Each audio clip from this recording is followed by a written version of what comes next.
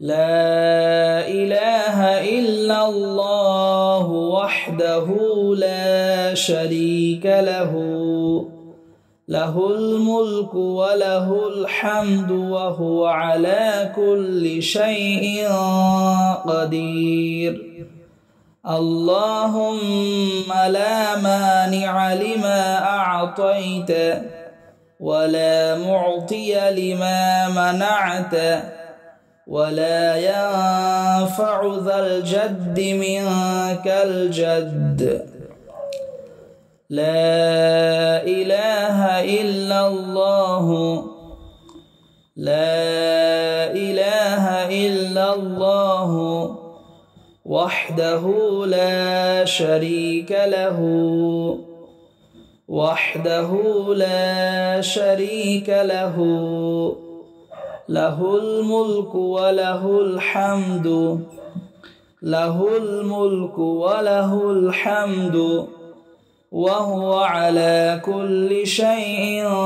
قدير وهو على كل شيء قدير اللهم لا مانع لما أعطيت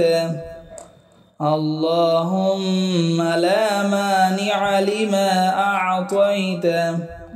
ولا معطي لما منعت ولا معطي لما منعت ولا ينفع ذا الجد ولا ينفع ذا الجد منك الجد منك الجد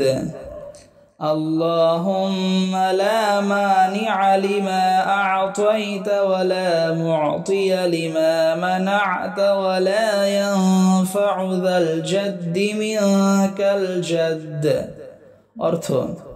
আল্লাহ ব্যতীত সত্য কোনো মাবুদ নেই, যিনি একক ও তার কোনো অংশীদার নেই। তারই জন্য সকল রাজত্ব এবং তারই জন্য যাবতীয় প্রশংসা,